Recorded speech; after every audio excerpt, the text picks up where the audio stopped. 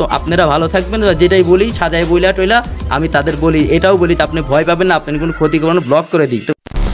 ভিডিওর ফার্স্টেই তোমাদেরকে বলে দিচ্ছি আজকের ভিডিওতে কোনো বাড়তি কথা হবে না, জাস্ট দুইটা পয়েন্ট একদম পুরোপুরি ক্লিয়ার করবো তোমাদের মাঝে। তো চলো।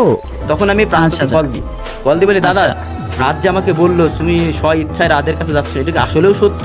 তখন প্রান্ত বলে যে হ্যাঁ দাদা, দেখো আমি এই স্কোয়াডে টুর্নামেন্ট অনেক দিন যাবৎ খেলে আসতেছি, আমাদের পারফরমেন্স এত সুন্দর। তো প্রান্ত তখন বলে আমার সাথে কথা বলে, তখন কথা বলার পরে আমি বলি ঠিক আছে তুমি তাহলে ওই স্কোয়াডে যাও। তারপরে আমি রাতের কাছে যা বলি, রাত ঠিক আছে তাহলে, যেহেতু আমার জানা ছিল না যে প্রান্ত দাদা স্ব ইচ্ছাই তোমার কাছে যাচ্ছে, তো আপনারা ভালো থাকবেন, যেটাই বলি সাজায় বইলা টইলা আমি তাদের বলি, এটাও বলি আপনি ভয় পাবেন না, আপনি কোনো ক্ষতি করবেন, ব্লক করে দিই।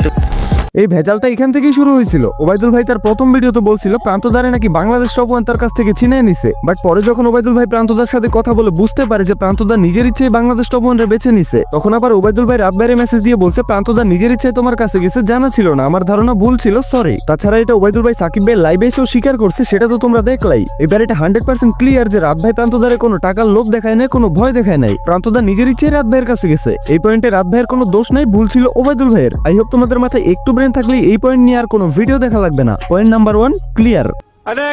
এবার আসুন নেক্সট পয়েন্টে। Mail from Facebook, Obaidullah video upload দিয়েছে 12 তারিখে, এই 10 তারিখ পর্যন্ত কেউ কিছু জানে না।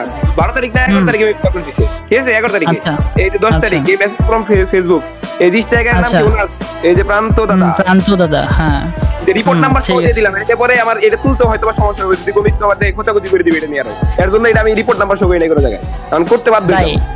কিছু বলার না, এখন দেখাইতে হবে না, ক্লিয়ার হতে পারবে না। পেজে যাবে 1 লাখ টাকা টুর্নামেন্টে চ্যাম্পিয়ন হইতে গিয়ে হেরে গেলাম, আসল রহস্য কি গেল?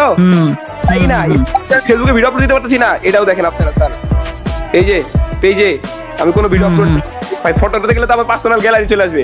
এই যে we remove your post CY, দেখেন স্যার, এই যে সি অপশন আছে, এই যে ইমেল টু রিপোর্টার, দেখেন তো নাম কি প্রান্ত দাদা। কিন্তু ভাই এটা তো ক্লিয়ার হতে পারলা, ভিডিওতে যেটা বললা এটা তো ক্লিয়ার হতে পারলা যে এটা কোনো সাজানো ছিল না, সাজানো স্ট্রাইক ছিল না, এই তো ক্লিয়ার হতে তো পারছো, দেখাইছে যেহেতু লাইভে সবার সামনে।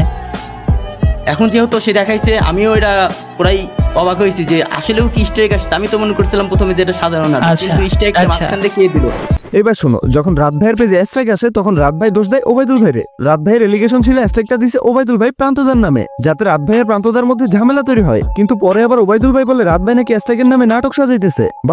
বাট সাকিব ভাই লাইভে প্রমাণ করলো স্ট্রাইকটা অরিজিনাল ছিল, কোনো সাজানো নাটক ছিল না, আসলে রাত ভাইয়ের পেজে স্ট্রাইক আসছিল। বাট স্ট্রাইকটা যে ওবায়দুল ভাই দিছে তাও কিন্তু না, তার কোনো প্রমাণ নাই রাত ভাইয়ের কাছে। সো এই পয়েন্টে ওবায়দুল ভাইরেও দোষ দেওয়া যাবে না, রাত ভাইরেও দোষ দেওয়া যাবে না। যাই হোক, তোমাদের মাঝে আমি দুইটা বিষয় পুরোপুরি ক্লিয়ার করে দিছি। আই হোপ তোমরা এই দুইটা পয়েন্টে 100% ক্লিয়ার হয়ে গেছো। পয়েন্ট নাম্বার 1 প্রান্তদা নিজের ইচ্ছায় রাত ভাইয়ের কাছে গেছে, এখানে রাত ভাইয়ের কোনো হাত নাই। পয়েন্ট নাম্বার 2 রাত ভাই স্ট্রাইক নিয়ে কোনো নাটক সাজায় নাই, আসলে রাত ভাইয়ের পেজে স্ট্রাইক আসছিল। আর বাকি যেসব এলিগেশন একজন আরেকজনের বিরুদ্ধে দিছে সেগুলোও ক্লিয়ার করা হবে আগামী বৃহস্পতিবার লাইভে। ওইদিন মুজাহিদ ভাই, সাকিব ভাই সহ এই কন্ট্রোভার্সিতে জড়িত অনেক কয়েকজনকে নিয়ে লাইভে বিষয়টা মিটমাট করা হবে। তো যাই হোক, এখন থেকে ফ্রি ফায়ার কমিউনিটিতে মারুফ ভাইয়ের অলওয়েজ পাবা। এখন হয়তো ছোট চ্যানেল তাই গায়ে লাগে না, বাট এটাও মনে রাখবা মুজাহিদ ভাই, জাদিকুল ভাই, সাকিব ভাই এরাও কিন্তু 1 লাফ দিয়ে উপরে ওঠে নাই। যাই হোক, সাবস্ক্রাইব করতে ভুলবা না কিন্তু। কমেন্টে অবশ্য জানাই দিবা কত সাল থেকে তুমি ফ্রি ফায়ার খেলো। তো ব্রো, আজকের জন্য টাটা, ভেরি সুন আবার ব্যাক করতেছি তোমাদের মাঝে নতুন কোনো ভিডিও নিয়ে। ততক্ষণ পর্যন্ত চিল থাকো তোমরা।